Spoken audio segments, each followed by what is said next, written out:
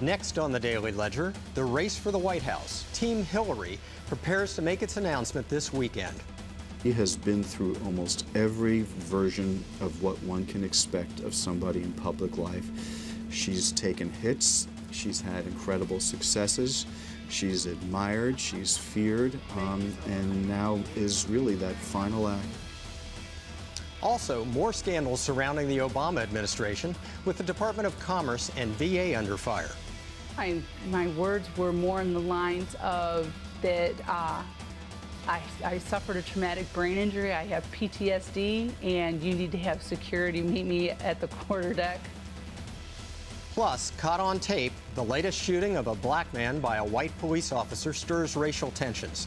Kind of police saying is not what we need, and it should not be. When you take people's liberty from them so you can see if they are a criminal, that's not accepted. And I don't think it would be accepted in a non-predominantly African-American community.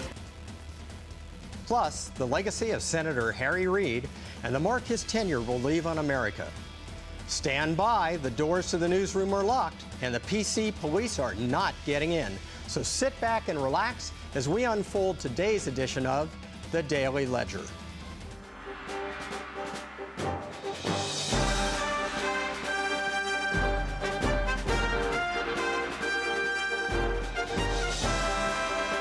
Hello, everyone. I'm TJ O'Hara, and welcome to The Daily Ledger. Graham Ledger has the day off. Our cover story: Hillary Rodham Clinton is expected to make her presidential announcement on Sunday. People familiar with her plans say the first official word will come via an online video posted on social media. She'll then be visiting Iowa, New Hampshire, and other early voting states, and will reportedly be visiting people's homes. She's expected to do much of her early campaigning in intimate settings and small groups of people. Been through almost every version of what one can expect of somebody in public life. She's taken hits, she's had incredible successes, she's admired, she's feared, and now is really that final act. She does come with a lot of liabilities. The first is that she is just someone who has been in the public eye for so long. Americans tend to want something new and different, and there's just no way that she can completely fulfill that for people. The other problem with the Clintons is that they just come with a lot of their own baggage. That will be new, that will be fresh, that will be empowering for so many people. So in that particular case, gender may trump any Clinton fatigue. Should she win the nomination, Clinton would face the winner of a Republican primary season that could feature as many as 24 candidates. Among them, Republican Senator Marco Rubio of Florida, who is expected to formally announce his campaign on Monday in Miami.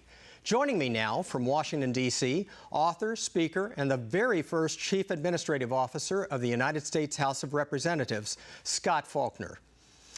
Scott, you were also a member of the Reagan White House, and you served in 1980 as the president's national personnel director. So you have more than a passing interest and insight into what it takes to be an effective president.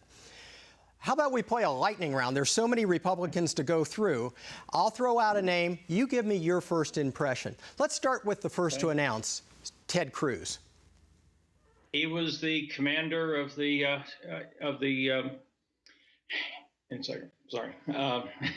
he was the commander of the kamikaze squadron during the government shutdown back in 2013 or 2012. I mean, so it's a problem because he's very impetuous. He's a person who shoots from the hip and doesn't really think out the consequences.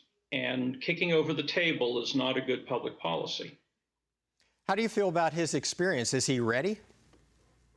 Well, that's the problem. We just elected back in 2008 a person with less than 2 years of experience in the Senate. And so all the people who've been talking about how Obama's lack of seasoning and experience are somehow ignoring it on Cruz. I mean, he had several years as Solicitor General for the state of Texas, but being an attorney and being a legislator is not being a president. Now, does that same experiential challenge face Senator Rubio when he announces on Monday? Absolutely. When he's certainly proposed a lot of legislation, got very little of it passed. And the problem is if you go back through our history, there are very few people who've gone directly from the Senate to the White House and done very well, and even few, and also only a few that have gone from the Senate to maybe a vice presidential position and then on to the White House. And there's except for Madison, who's the very first in that series, no one else really is a star. Now, when you look at Ted Cruz, you also have him trying to fence off the evangelical vote. How does that quickly impact candidates like Santorum and Huckabee? Well, the problem is that while that is going to help them in Iowa and help them in South Carolina, the rest of the country is not really fixated or really wanting to have evangelicals driving down the street and wondering what they're doing in their bedroom. And that's a real problem because there's much more libertarian sentiment out there, even within the Republican Party, than the evangelical big government intervention into our private lives. How about a candidate like Rand Paul? Rand Paul is mixing it up. He's the only one of the entire cadre of potential Republican candidates who is coming up with a different playbook. He's looking at libertarianism, which is still going to hurt him if it's a foreign policy election. But in terms of who he's reaching out to, he's talking to black audiences, he's talking to young people, and he's opposing a lot of things that are in the traditional Republican playbook, and that may mix things up enough to keep him in play. And how do you feel about former governors Scott Walker and Jeb Bush? Well, Walker has done a lot of great things in Wisconsin, but he's also had a few stumbles. In the case of Bush, real Republicans and especially real conservatives were disappointed in Bush 1, horrified by Bush 2, and many of the people involved with both of them are involved with Jeb. No matter how much Jeb says he's his own man, he's being advised by Jim Baker and a cadre of other people who basically led to the disappointment and horror in the previous 2 Bush iterations. Now let's switch parties for a minute in the minute or so that we have left and talk about the anointed candidate on the Democratic side, Hillary Clinton. Hillary is probably the single most corrupt and insincere person on the political landscape today. She makes Nixon look like a choir boy, and that's a real issue. But it seems that the media and the Democratic Party and a lot of other people on the left have invested so much time and effort, so many resources, so much of their own credibility in Hillary becoming president that she could literally behead a puppy on live TV tomorrow or on Sunday as part of her announcement, and nobody would care, at least in those cadres. I mean, she literally is invincible and is Teflon for most of the media, and she shouldn't be. I mean, she is, again, the single most corrupt and insincere and unethical politician currently on the scene.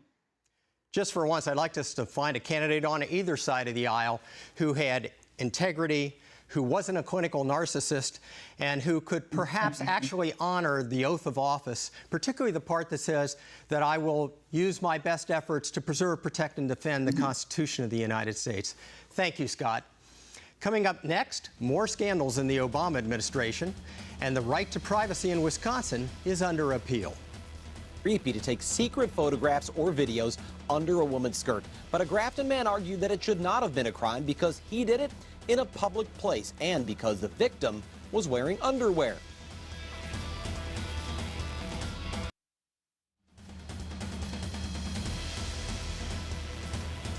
Page 2 now. More scandals arise within the Obama administration. The Inspector General at the Department of Commerce is being scrutinized for his alleged mistreatment of whistleblowers. 3 government watchdog groups are accusing Todd Zinsser of retaliation, attacking those who come forward with allegations of waste and fraud. Meantime, more problems at the Department of Veterans Affairs.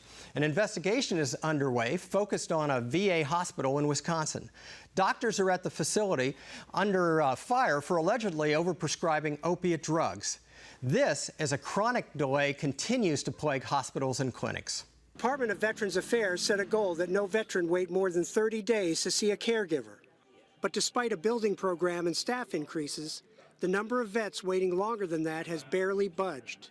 Data analyzed by the Associated Press show that between August and the end of February, nearly 900,000 appointments took longer than 30 days.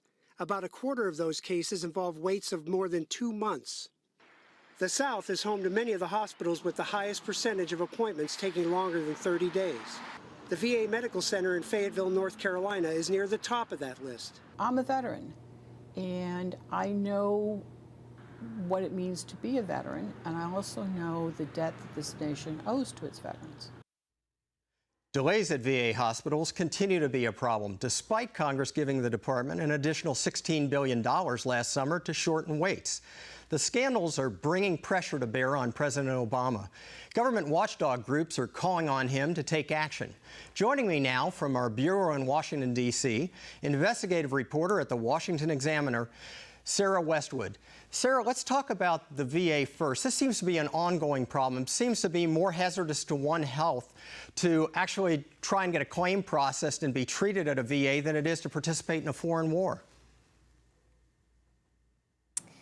You're absolutely right that this has been going on for a very long time. This week actually marks the 1-year anniversary that VA officials in Phoenix came out and admitted that there was a systematic scheme of manipulating wait times to make the appearance that veterans were getting care before they were. Since then, you've seen the head of the VA, Eric Shinseki, be forced out. But other than that, you've seen very few senior officials with direct responsibility for these problems be fired. Some of them have been shuffled around. Some of them are still on paid leave a year later. And beyond the fact that wait times have improved very little, if at all, whistleblowers in the VA are still being retaliated against and pushed out and fired for bringing wrongdoing to the attention of Congress and to the Inspector General. And so this is just an ongoing problem that unless it gets more attention and more oversight, we're just going to see it get worse. Now, there's a new inspection going on, as I understand, an investigation in Wisconsin at a hospital that's been characterized as Candyland.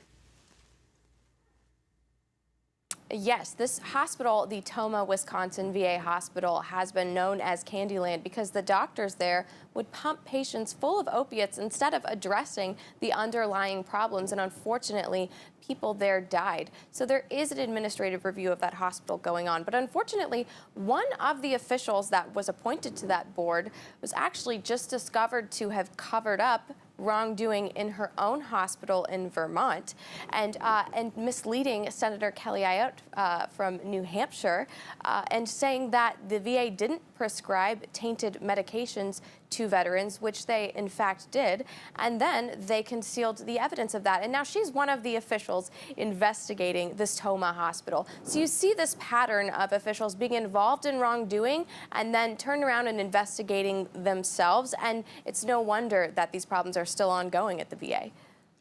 You know, it's interesting, too, because as I understand it, this particular investigator has no investigatory background. She isn't a doctor who would understand the healthcare side. She isn't an attorney. She isn't a principal investigator of any kind. She's a social worker. Now, on the flip side, the IGs, the investigator generals, generally get it right. And yet, the Department of Commerce has a similar problem. Right. I mean, going back to the VA, you know, one of the problems there is that they have an acting inspector general. They don't have a permanent one. But even when you have a permanent one, like at the Department of Commerce with Todd Zinsser, you can see that corruption can still happen. This particular inspector general at Commerce has been accused of nepotism, hiring his girlfriend, hiring friends of his son, accused of covering up retaliations by whistleblowers, accused of carting documents out the back door, quite literally on a hand truck, when congressional investigators were coming in to kind of probe these allegations. And so a Democratic Congresswoman, Etta Bernice Johnson, has actually written to President Obama and asked that Zinsser be removed because of his misconduct, because only the president can remove an inspector general. And this isn't Zinsser's first run-in, is it?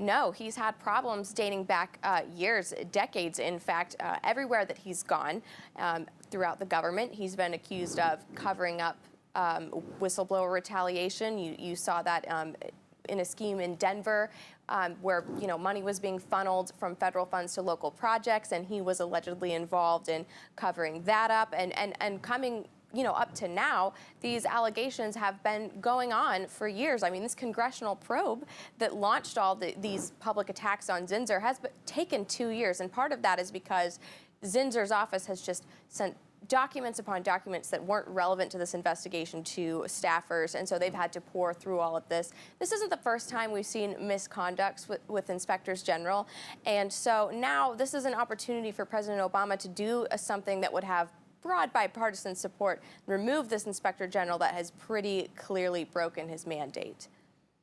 It's almost as if it's a shell game. Rather than addressing the issue and confronting the person and firing the person as you would do in the private sector, we just move these people around and encourage them to continue to try and get away with it just somewhere else. I guess at this point in time, the IG needs an IG. Thank you, Sarah. Coming up next, an on-duty patrolman is charged with the murder in the fatal shooting of a man he pulled over for a broken taillight. As the Daily Ledger continues.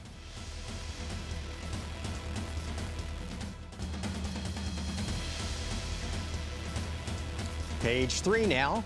A South Carolina prosecutor is working with law enforcement to seek an indictment next month from a county grand jury on the murder charge against former North Charleston police officer Michael Thomas Slager. Scarlett Wilson, prosecutor for Charleston County, says that while the former officer has appeared before a magistrate on the charges, only a circuit judge can set bond on a murder charge in South Carolina. Slager is charged with murdering in the shooting death of Walter Scott after a traffic stop. The fact that we've got an arrest and a charge, what we want to do, and as we usually do, we want to see the process happen. We want to see the trial. We want to see a conviction.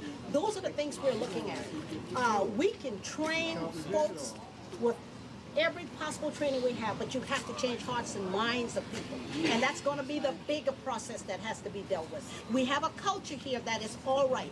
When you hear the term that Black Lives Matter, those folks that are in position of authority, first they have to believe that. And if they don't, they will continue to perpetrate this kind of tragedy in the community.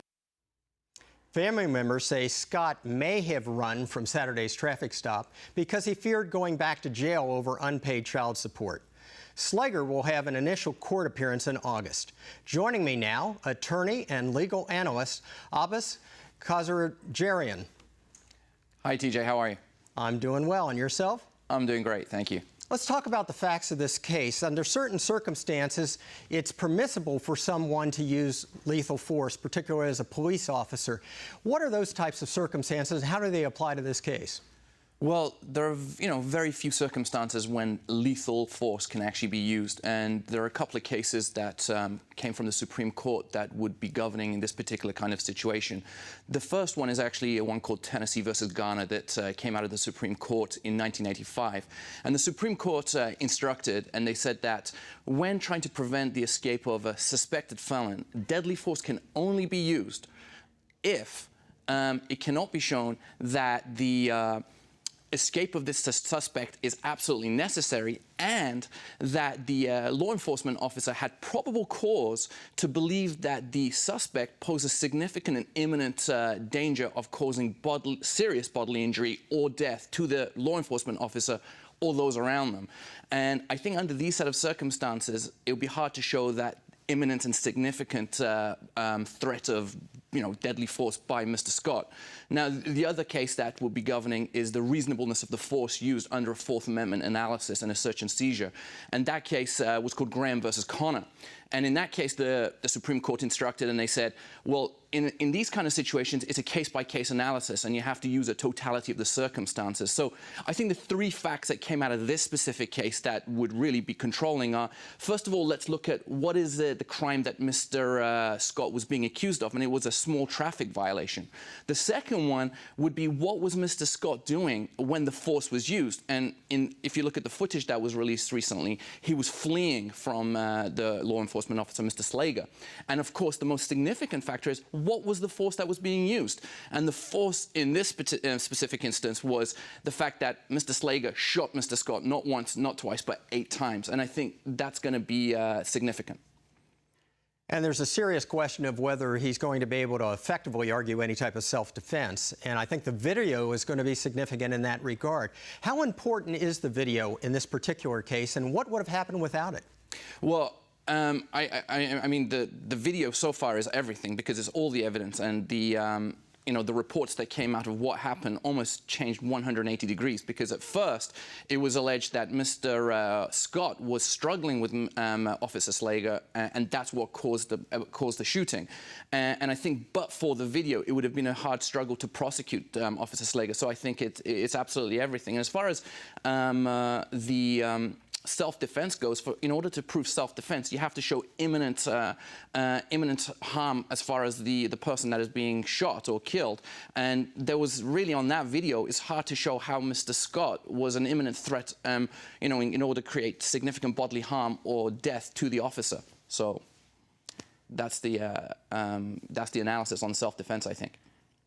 Absolutely. And how do you see and compare and contrast this with regard to something such as Ferguson?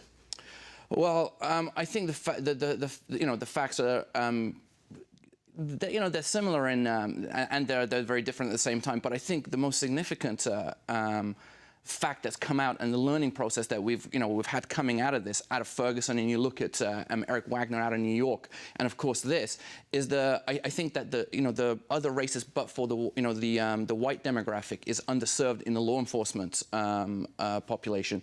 I think the New York Times actually released something, and taking Ferguson as your particular example, the law enforcement over there has 83% white officers, whereas the population of Ferguson only has 29% white population. Whereas, and it's very, very similar to North Charleston. And in North Charleston, the population, if you take the whole demographic of white people in that population, is 38%. In the law enforcement, it's 80%. And I think that's a serious learning curve as far as going forward for the law enforcement agencies throughout the country, because the racial tension that is coming about as a result of these shootings is of concern. You know, one of the big challenges with that, though, is when you stigmatize an entire police force with the actions of somebody like this, how likely is it that people in the black community are going to aspire to become police officers? Thank you, Abbas. Coming up next, the best of Stop the Tape. The president heats up over solar power, plus raising money on campus to help the terrorists. Put your email, we'll send you information on ways that you can donate to Hamas, Hezbollah, Islamic State. Okay. So are you a professor here?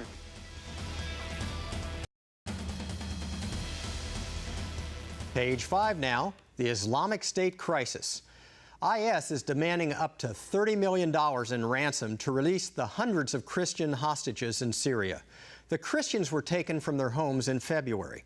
The Islamic State terrorists have been slaughtering Christians, raping young girls and women, destroying Christian churches and artifacts, all in the name of Islam. Now, Sunni Muslims in Syria are helping work out a deal with IS, but reports say they can't do it alone. They are hoping that other countries will help them come up with the money. Meantime, here at home on college campuses, some are pledging to help. But the ones who are willing to help are supporting the wrong side. So how can this be? Joining me now, Daily Ledger Page 5 girl, Stephanie Marie. Hi, TJ. Yeah, I'm wondering the same thing. And Project Veritas released a shocking video that shows support for not only the Islamic State, but for other terror groups like Hamas and Hezbollah. Now, professors, administrators, and students had no problem signing a fake petition pledging financial support to the terror groups. You have to see it to believe it. Through economic opportunity. Sure. We're pledging money to groups like Hamas and Hezbollah. To help them out with their economic conditions in the hopes that they change their ways. So we'll send you information. Okay. All right, thank you. You're welcome. Can I make a phone call before I sign this? Sure. sister really knows more about this than I do. فکر کنم چیز خوبیه به نظر میاد پسر آدمیه. Okay. All right. Look. Bye. Yeah, I'm gonna sign it. Will you sign our petition to help stop war through economic opportunity? Yeah, sure. Will you sign our petition to help stop war through economic opportunity? Are you familiar with the recent remarks by State Department spokesman Marie Harf that came under fire by the right wing in Fox News? No, but I'm aware of everything that Fox does. It's horrible. Sign, print, address to pledge our money to Islamic State and Hamas and Hezbollah and groups like that. Well, it's bad enough here because they're really the ones that's where they go back, and they're leaving this country and going back over there. Exactly. Even though, and the women, it's incredible. So stupid because they go over there and they get treated as whores. So we'll send you some information on how you can donate money to groups like Hamas. I was in the Peace Corps and stuff, so. Yeah. All right, well, thank you. Okay. You're a professor here? The Project Veritas video is about 7 minutes long. Several other professors and faculty members signed the petition with no hesitation. There were many people who were approached that refused to sign the petition. However, the petition drive to theoretically raise money for terrorists overall was a huge success. I mean, dozens of people signed it. Why would anybody sign these types of petitions or support these types of terrorist groups? I mean, is that video unique? Yeah, it's hard to imagine that any American would sign a petition supporting barbaric terrorists like the Islamic State. So this is either political correctness gone wild or it's just ignorance. But these are college professors and administrators. There's no excuse. It's just disgusting. And to top things off, these colleges in the video, they're receiving billions of dollars in federal grants and contracts paid for by taxpayers. What else do you have, Steph? Upskirting in Wisconsin. The Wisconsin Court of Appeals ruled that a woman does have the right to expect privacy under her skirt, even if she's wearing a skirt in public. Now, the man at the center of this case, Jesse Smucker, was busted for trying to sneak taking pictures under a woman's skirt at a grocery store in 2013. While he acknowledged that what he did was morally wrong, he and his attorney were trying to prove that it wasn't a crime. I just felt very uneasy, like someone was right up against me. There is no question Jesse Smucker got busted trying to sneak perverted pictures under a woman's skirt at the grocery store. Is it morally wrong? Absolutely. But is it a crime? On Wednesday, the Wisconsin Court of Appeals ruled that it is. The unpublished single-judge opinion declares that the victim in the case had a reasonable expectation that the area underneath her skirt would not be photographed while she was at the grocery store. The decision also states that since Smucker had no idea if the victim was wearing underwear, his attempt to take a picture did constitute an attempt to capture nudity. Schmucker's lawyer, Jeffrey Jensen, says the decision conflicts with a similar case decided last year in Massachusetts, and he intends to seek a review by the Wisconsin Supreme Court if his client approves. He has 30 days to decide.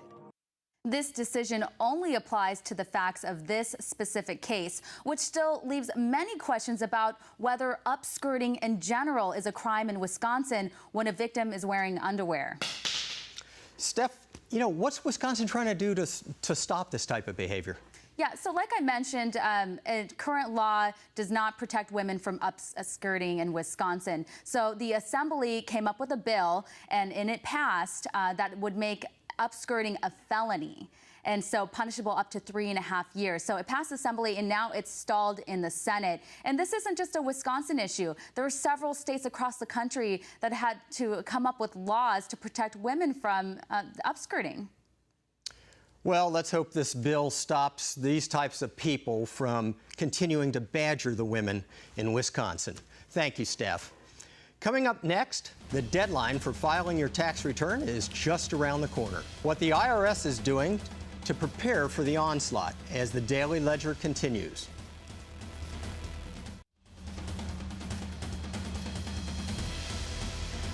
Page 6 now, the looming tax deadline. Millions of Americans are rushing to complete their returns by next Wednesday. This as the IRS looks for ways to make this time of year a little bit less taxing. Commissioner John Koskinen is outlining his future goals for the agency, including online accounts for taxpayers. Koskinen says he's focused on how to best use his limited resources and give taxpayers a complete online experience for all their transactions with the IRS. We need to be looking forward to a new, improved way of doing business. This involves looking at the future in a more comprehensive way and considering how we can take advantage of the latest technology to move the taxpayer experience to a new level and do it in a way that's cost-effective for the government. In particular, we're focused on how best to use our limited information technology resources. Our goal is for taxpayers to have a more complete online experience for all their transactions with the IRS. The online experience should give everyone confidence in knowing that they can take care of their tax obligations in a fast, secure, and consistent manner. The goal is not unrealistic. We're not trying to go to the moon or Mars. We're simply saying that people should expect the same level of service when dealing with the IRS in the future as they have now from their financial institutions, whether it's a bank, mortgage company, or brokerage company. Koskinen has been complaining about the IRS budget being at its lowest level since 2008. Meantime, a budget for a grassroots campaign aimed at Hillary Clinton is growing quickly. Joining me now from Washington, D.C., Inside the Beltway columnist at the Washington Times and Daily Ledger contributor, Jennifer Harper. Jennifer, tell me it's not so. I understand there's a grassroots group that's against the coronation of Her Majesty. Well, yes, there is a big group out there that are just definitely not ready for Hillary, TJ. And they have made themselves known in a big way, and a timely way, too, now that we find that the magic moment is approaching when Mrs. Clinton is going to make the announcement, or whatever announcement it's going to be, whether it's Twitter or a grand march down Pennsylvania Avenue. I don't know. But the group is called Stop Hillary. It's the Stop Hillary Political Action Committee, actually. They now have 827,000 members. They put out a little call to the members and promptly raised over $1 million for their express mission of preventing Mrs. Clinton from actually running from the White House. They are simply asking her to be transparent about all the controversial things that have led up to the big magic moment here. And interestingly enough, the Republican National Committee has also put out a Stop Hillary video. That is today, Friday, that they're asking for the same thing. Please, transparency. But the takeaway message here is that there are plenty of people out there that are still not ready for Hillary, even though the big moment's coming up. Jennifer, you know, she fell out of favor with the press corps back in 2008. And there's some other things going on in Washington from what I hear relative to the press corps. Oh, yes, indeed. In fact, we are less than 2 weeks away from the White House Correspondents' Dinner. Now, this is the annual spring rite that people are either very intrigued by or they just can't stand it at all. It's supposed to be a dinner for the Washington press corps and select politicians. They're supposed to be raising money to help journalism students. Well, guess what? 3,000 people now show up for the White House Correspondents' Dinner, and it's called The Wildest Night in Washington. And guess what, too? Now we have a feature-length documentary called Nerd Prom, the movie. This has come out just yesterday. It debuted here in Washington, now going out to the public. Nerd Prom, the movie, was produced by an authentic political journalist. He quit his job at Politico to produce and write this movie because he felt called upon to try to get the point across that this big dinner is not what it's cracked up to be, and he's saying that it's nothing more than the unadulterated self-celebration of the press corps, the politicians, the celebrities, the lobbyists, everyone else that shows up at this big mess. And actually a pretty good movie. Made its debut, little red carpet walk itself. The name of the gentleman behind it is Patrick Gavin. Again, Nerd Prom, that's what they call it when they're kind of making fun of it. Now we've got the movie. If you're curious about it, it's nerdpromthemovie.com. You can read all about it and possibly take a peek at the trailer. Well, a movie about a self-absorbed press corps. That taxes the imagination. Now, speaking of taxes, there's a lot more of a cost associated with taxes today than writing that check on the 15th. Yes, indeed. And we've got very imaginative research here coming from the National Taxpayers Union Foundation. They sat down and did all the math to figure out how much does it cost the U.S. economy when all of the Americans sit down for many, many hours, sometimes days, to produce their tax forms. Here's the cost to the U.S. economy in lost productivity and out-of-pocket costs for the consumers. $233.8 billion. I repeat that. $233.8 billion is how much it costs the U.S. economy in lost productivity due to the length of time it takes taxpayers to complete their forms. And they're saying, can't we just go to a flat tax? Can't we do some tax reform here? This is costing the economy a lot of money. They also point out that the U.S. tax code itself is 4 million words long. That is 7 times longer than Leo Tolstoy's War and Peace. They point out, too, that the instructions for the old 1040 form used to be 2 pages long. Now they're 209 pages. Kind of a big culture of unproductivity there, I'd say, but it still costs a lot. You know, I favor a fair or a flat tax, and that's kind of libertarianish. And real quickly, we've had a almost libertarian candidate announced this past week in Rand Paul. He's had an up and down week. What do you have on him? Well, he's definitely trying to make his mark here, and he's had a huge week. It has been up and down, contentious interviews, a lot of criticism, a lot of goading by his rivals, and he's already off to California on a private fundraiser where the tickets are over $10,000 apiece. So he's getting in the campaign groove there. But the one interesting thing that he did this week was to kind of give himself a new branding term, very important for a politician. He's calling it, "I'm libertarian-ish." That's his word, libertarian-ish. He put it out there, kind of meaning, he's sort of libertarian, but he's got other things going on. It was immediately picked up by about 20 or 30 different news organizations, work like a charm. They all thought it was kind of a neat term, bandying it about, libertarian-ish. So it tells me that Senator Rand Paul's got a very sound marketing campaign behind him, even though his closest rival there, Senator Ted Cruz, also has announced he raised $30 million in 1 week. So a lot of competition, so he's going to have to be on his toes, and that's the story on Rand Paul, at least for now. Sounds like he's 1 part Ron Paul and 1 part Republican. Thanks, Jennifer. Coming up next, some final thoughts on the retirement of Senate Majority Leader Harry Reid as the Daily Ledger continues.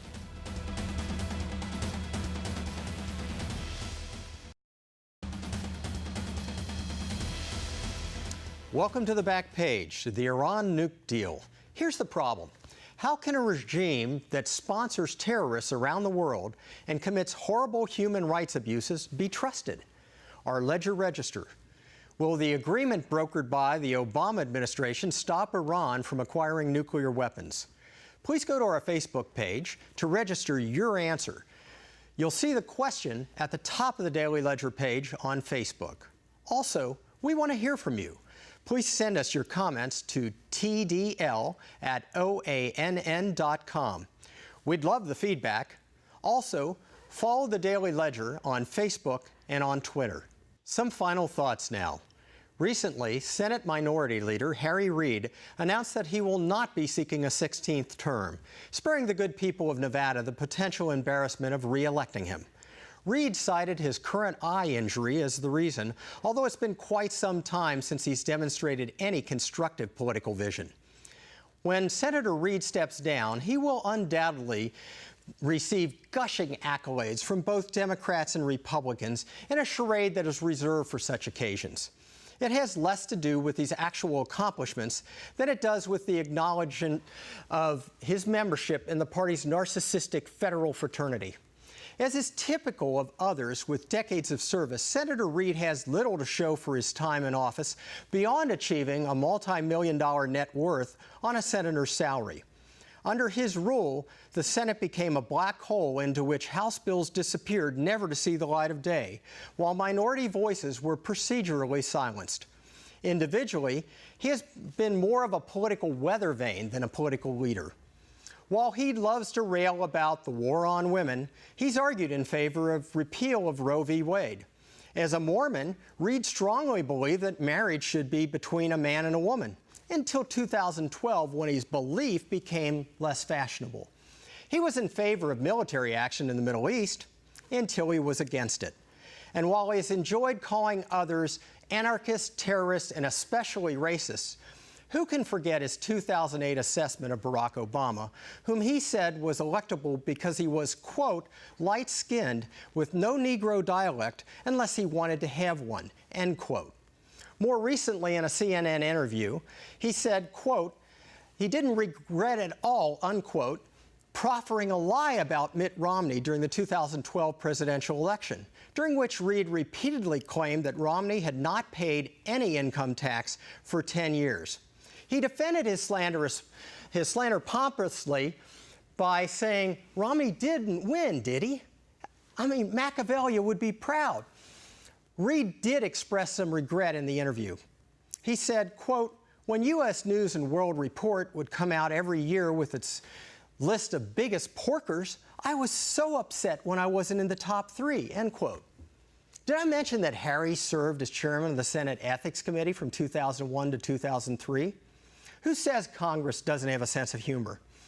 To quote Thomas Paine from times past, it has been the political career of this man to begin with hypocrisy, proceed with arrogance, and finish with contempt. It's unfortunate that those words describe so many of our elected officials on both sides of the aisle today. Senator Reed is merely a symptom of a disease that is destroying the health of our republic. We're supposed to have a representative form of government, not a reprehensible one. Somewhere along the line, we have allowed the words "we the people" to be replaced by the words "we the parties." Perhaps it's because so many of us unthinkingly take a partisan position rather than a rational one. Until we, as citizens, start paying attention and stop making excuses for the unacceptable behavior of our politicians, we will continue to put the blessings of liberty at risk, both for ourselves and our posterity. This edition of the Daily Ledger is now on its way to the archives of the Library of Congress. I'm TJ O'Hara, in for Graham Ledger. Thanks for watching. And remember, the parties can't create a problem that we, the people, can't solve.